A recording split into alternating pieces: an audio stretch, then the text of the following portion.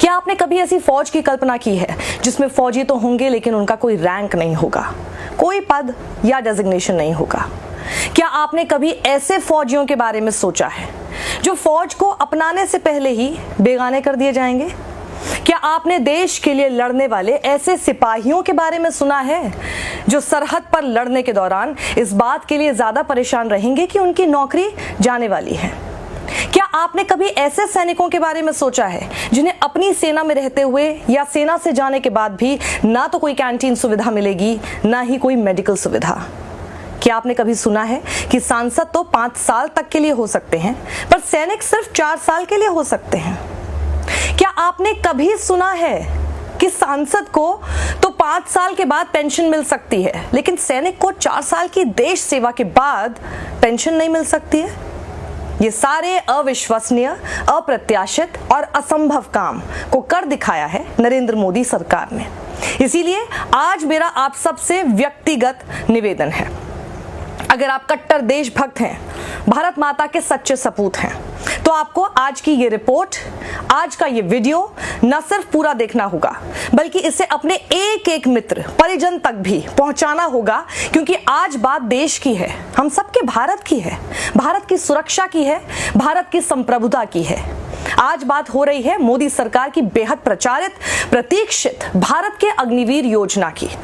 मैं इस योजना पर आगे बढ़ूं उससे पहले आपको लेफ्टिनेंट जनरल विनोद भाटिया का एक बेहद अहम बयान बताना चाहूंगी। जनरल भाटिया का कहना है कि वो पैराट्रूपर रहे हैं, फौज में रहते हुए उन्होंने सैकड़ों मर्तबा जोखिम लिए हैं, लेकिन अग्निवीर योजना जैसा जोखिम वो खुद कभी नहीं लेना चाहेंगे, खास तौर पर तब जब आपके पास चीन और पाकिस्तान जैसे पड़ोसी हों। आइए अब समझते हैं भारत के अग्निवीर योजना को, जिसे टूर ऑफ ड्यूटी भी कहा जा रहा है। दरअसल केंद्र सरकार ने 14 जून को सेना की तीनों शाखाओं यानी थल सेना, नौसेना और वायुसेना में युवाओं को बड़ी संख्या में भर्ती के लिए अग्निपथ स्कीम लॉन्च की है। लेकिन इस अग्निपथ में अग्निवीरों के मुस्तकबिल में सिर्फ 4 साल की नौकरी होगी। इसी अग्निपथ का प्रस्तावित नाम टूर ऑफ ड्यूटी था। इन 4 साल के दौरान वो फौजी अग्निवीर ही कहलाएगा, उसे कोई पद नहीं मिलेगा। देखिए, पहले साल में उसका कुल वेतन 30,000, लेकिन इन हैंड सैलरी मात्र 21,000। 9,000 उसकी सैलरी से कटेगा। हर महीने 9,000 सरकार जमा करेगी सेवा निधि में। दूसरे साल में 33,000, लेकिन इन हैंड 23,100 रुपए। 9,900 उनके और इतने ही सरकार जमा करेगी सेवा निधि में। तीसरे साल में 36,500, लेकिन इन हैंड 25,580 रुपए। 10,000 950 रुपए और इतने ही सरकार जमा करेगी प्रति महीने सेवा निधि में। चौथे साल में सैलरी होगी 40,000, लेकिन इन हैंड 28,000। 12,000 रुपए कटेंगे उसके और इतने ही सरकार जमा करेगी प्रति महीने सेवा निधि में। 4 साल की सेवा के बाद अग्निवीर को 11,71,000 रुपए का एक मुश्त सेवा निधि पैकेज देकर विदा कर दिया जाएगा। इसके अलावा अग्निवीरों को 48 लाख का लाइफ इंश्योरेंस कवर दिया जाएगा। योजना के मुताबिक अगर कोई अग्निवीर सेवा काल के दौरान सेवा करते हुए शहीद होता है तो उसके परिवार को 48 लाख के लाइफ इंश्योरेंस कवर के अलावा 44 लाख का एक्स ग्रेशिया मिलेगा। और यदि कोई अग्निवीर अपंग होता है तो उसे 15 लाख से 44 लाख तक का एक मुश्त एक्स ग्रेशिया मिलेगा। 4 साल वाले अग्निवीरों को पेंशन भी नहीं मिलेगी, कैंटीन का लाभ भी नहीं मिलेगा और ना ही ECHS यानी ना ही स्वास्थ्य सेवाओं का लाभ मिलेगा। सवाल यह है कि इस योजना पर सवाल क्यों उठ रहे हैं? सबसे बड़ा सवाल ही ये है कि क्या सरहद की रक्षा की जिम्मेदार भारतीय सशस्त्र सेनाओं के साथ इतना बड़ा प्रयोग किया जाना चाहिए? सैकड़ों पूर्व अफसर इस योजना के खिलाफ हैं। भारतीय जनता पार्टी के सांसद वरुण गांधी ने भी आज सवाल उठाया है कि सरकार भी 5 साल के लिए चुनी जाती है, फिर युवाओं को सिर्फ 4 साल देश की सेवा करने का मौका क्यों? 4 साल की कम अवधि पर भी सवाल उठ रहे हैं। अब आप खुद दिमाग लगाएं, 4 साल की नौकरी यानी 48 महीनों की, और इन्हीं 48 महीनों में 6 महीने की ट्रेनिंग, बाकी बचे 42 महीने, इसमें छुट्टियां भी होंगी, जवान को पर्सनल काम भी होगा, स्वास्थ्य संबंधित दिन भी होंगे। अब कितने महीने बचे आप खुद तय कर लें। जब तक अग्निवीर सेना को समझेगा तब तक तो उसके रिटायरमेंट की घड़ी आ जाएगी। 4 साल के बाद जब आप 75% अग्निवीरों को फौज से निकाल देंगे तो वो क्या करेंगे? सोचिए, उस वक्त उनकी उम्र 22 से 26 साल की ही होगी।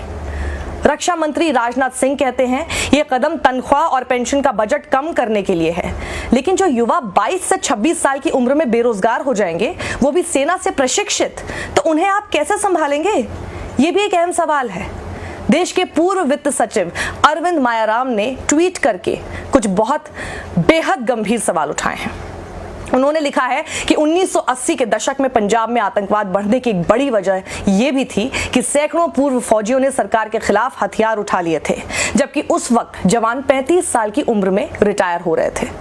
अरविंद मायाराम लिखते हैं कि अब जबकि सरकार ने अग्निवीरों की रिटायरमेंट की उम्र 22 से 26 साल तक कर दी है और रिटायरमेंट के बाद अगर इन लोगों को कहीं नौकरी नहीं मिली तो फौजी ट्रेनिंग पा चुके ये लोग गुमराह करके देश के खिलाफ भी खड़े किए जा सकते हैं। और उन्होंने लिखा है कि इस पर गंभीरता से पुनर्विचार करने की जरूरत है। सेंटर फॉर पॉलिसी रिसर्च के सीनियर फेलो सुशांत सिंह इस प्रस्ताव से असहज हैं। वो कहते हैं कि सैनिकों में युवाओं की भर्तियां छोटी अवधि के लिए करेंगे तो वो 24 साल होते होते फौज से बाहर हो जाएंगे। इससे देश में और बेरोजगारी ही बढ़ेगी। एक और डिफेंस एक्सपर्ट पीके सहगल ने कहा है कि जब कोई आर्मी या दूसरी फोर्सेस से रिटायर होता है और आम जीवन जीने आता है तो उनको बेहतर नौकरी नहीं मिलती है, उनको मिलती है गार्ड की नौकरी। जवानों को कॉर्पोरेट वर्ल्ड भी नहीं लेता है। इन अग्निवीरों को आसानी से रेडिकलाइज किया जा सकता है, आसानी से इनको दूसरे कामों में लगाया जा सकता है। ऐसे में ये देश के लिए चुनौती साबित हो सकते हैं। अग्निवीरों को बाद में महसूस होगा कि 4 साल तक इनका इस्तेमाल करके इनको सर्टिफिकेट पकड़ाकर फेंक दिया गया है। कांग्रेस ने भी प्रेस रिलीज करके सरकार से सवाल पूछे हैं कि भारत की तीनों सेनाएं एक विशेष गरिमा, इतिहास, चरित्र व अनुशासन की परिपाटी है। सेना में सबसे बड़ा एसेट सैनिक है, जो यूनिट के जुड़ाव के आधार पर लड़ता है और देश की रक्षा करता है। सैनिक के बलिदान की भावना, जिसे नाम, नमक और निशान से जाना जाता है, वो सालों से जुड़ाव से पैदा होता है। एक अनुशासित कमान में हर कुर्बानी देने वाली फौज के लिए परंपराओं का ये जुड़ाव उन्हें एक परिवार बनाता है। उस मार्ग पर चलकर वो देश के लिए सर्वोच्च कुर्बानी करने को सदैव तत्पर रहते हैं। क्या 4 साल के कॉन्ट्रैक्ट भर्ती के सैनिक इस परंपरा, परिपाटी, जुड़ाव और अनुशासन की भावना अपना पाएंगे? क्या इतने थोड़े समय में ये संभव हो पाएगा? सोचिए। रिटायर्ड मेजर जनरल यशमोर का कहना है कि ये नोटबंदी की तरह नॉन इम्प्लीमेंटेबल स्कीम भर न बनकर रह जाए। तमाम अग्निपथ के फर्स्ट कार्डर को भरने के लिए कम से कम 6 महीने लगेंगे। सरकार कुछ भी दावे करे। इसके अलावा भर्ती प्रक्रिया में दिक्कत सामने आएंगी कि अग्निवीरों की ट्रेनिंग पुराने सेंटर्स पर होगी या फिर नए बनेंगे। कैसे तय होगा और कौन तय करेगा कि 25% कौन से कैंडिडेट्स होंगे जिन्हें स्थायी किया जाएगा, बल्कि ट्रेनिंग सभी को एक जैसी मिली होगी? क्या 25% को अलग ट्रेनिंग मिलेगी या 75% जैसी ही होगी? आपको पता है जब 75% अग्निवीर घर लौटेंगे तो उनके पास एक मुश्त रकम और 12th के सर्टिफिकेट के अलावा 26 साल में बेरोजगारी का ठप्पा होगा। इसके अलावा कुछ भी नहीं होगा। सिर्फ 6 महीनों की ट्रेनिंग में कितना स्किल्ड बना पाएंगे अग्निवीरों को?